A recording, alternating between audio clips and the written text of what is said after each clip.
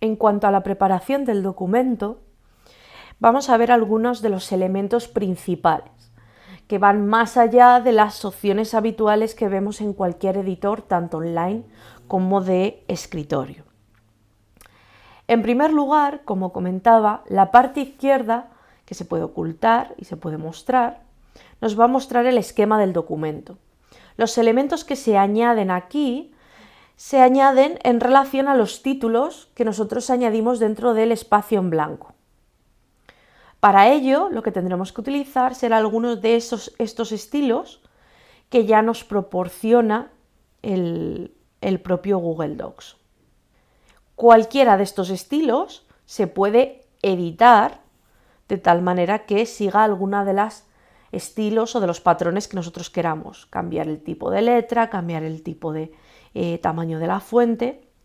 Pero es importante ver que si nosotros utilizamos estos títulos, nos va a aparecer aquí a la izquierda el elemento de esquema dentro del documento.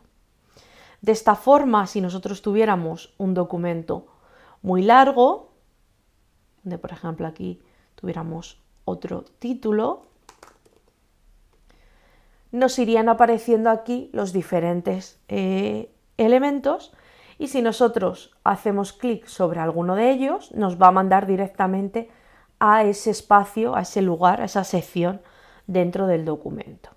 Además, otra de las cosas que debemos tener en cuenta a la hora de configurar o de preparar nuestro trabajo dentro de Google Docs es que nosotros podemos configurar el formato de la hoja.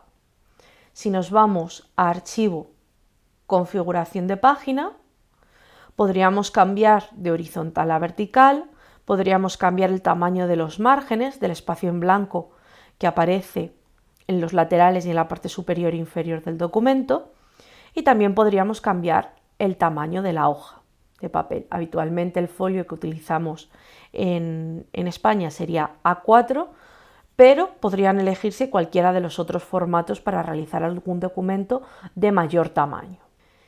También podemos cambiar el color de la propia hoja. Si por ejemplo cambiamos así, cambiaríamos y veríamos que el fondo en este caso nos aparece de color rosado.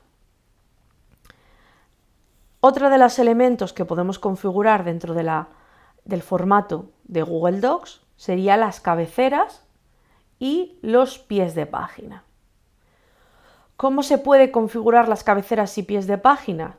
Si volvemos al documento principal, nos ponemos en el espacio en blanco superior o en el espacio en blanco más inferior, donde si veis la regla de la izquierda aparece en gris en vez de en blanco, y hacemos doble clic. De esa manera podríamos editar las diferentes opciones dentro de los formatos, de tanto de pie como de cabecera, y podríamos configurar, pues aquí indicar algún título, por ejemplo, si quisiéramos poner los apellidos de los autores, o si por ejemplo quisiéramos introducir los números de página. Podríamos darle aquí a opciones e introducir número de página. Indicar si encabezado o en pie de página. Si queremos que se muestre en la portada o no, si no tenemos portada lo dejaríamos marcado. Y en qué numeración queremos que comience.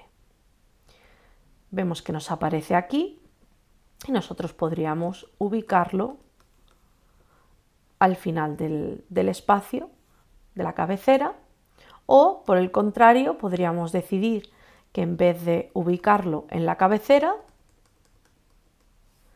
vamos a ubicarlo en el pie de página.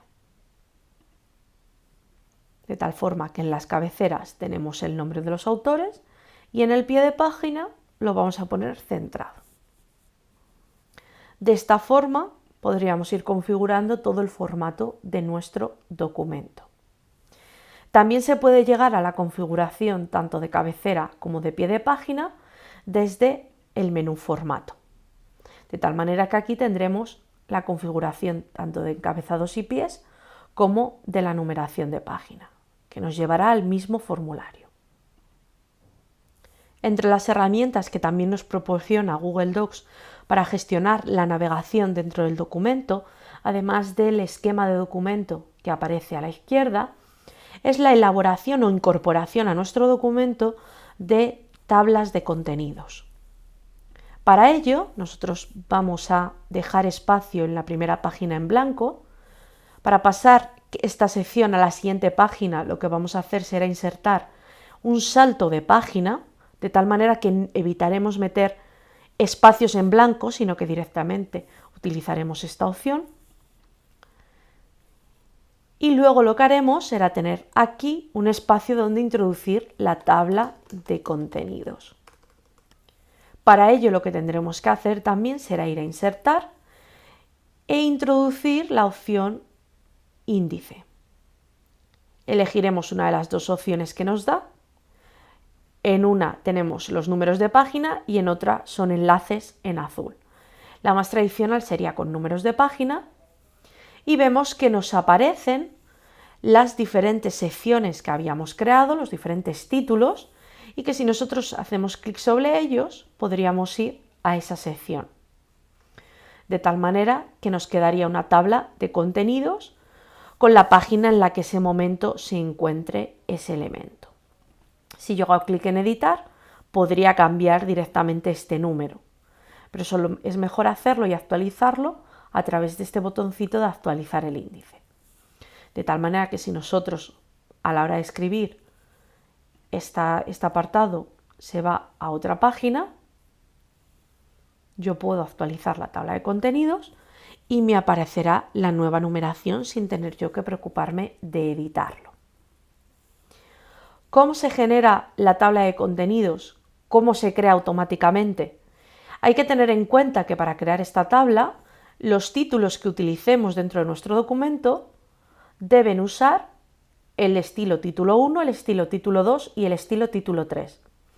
Como ya dije, estos títulos se puede modificar su estilo, es decir, se puede modificar qué tipo de letra, qué tamaño de letra utilizan, si es negrita, qué color, de tal manera que nosotros podremos seguir utilizando esto, pero con el diseño que queramos.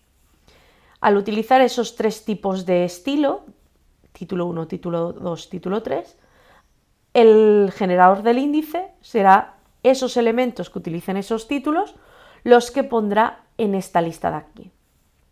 No toma los elementos con el estilo título, sin ningún tipo de número, porque este se utiliza para los títulos del propio documento, no para las secciones. Y lo mismo ocurre con el subtítulo. Se utilizará para subtítulos del propio documento, aquellos elementos que no queramos que aparezcan en el índice, pero que tienen un estilo diferenciado. Otra de las opciones que tenemos que tener en cuenta a la hora de configurar toda la estructura de nuestro documento no es solo los saltos de página para evitar introducir espacios en blanco, sino también los saltos de sección. Los saltos de sección lo que nos permiten es cambiar la organización del formato de la página sin cambiar las anteriores, de tal manera que podemos tener encabezados y pies de página diferentes para cada una de las secciones de nuestro documento, al igual que haríamos en cualquier otro editor de documentos.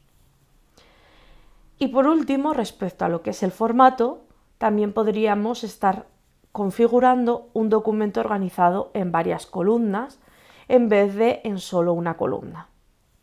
De tal manera que podríamos configurarlo para que apareciera en dos columnas de igual tamaño, separadas entre sí por un espacio que también podríamos modificar.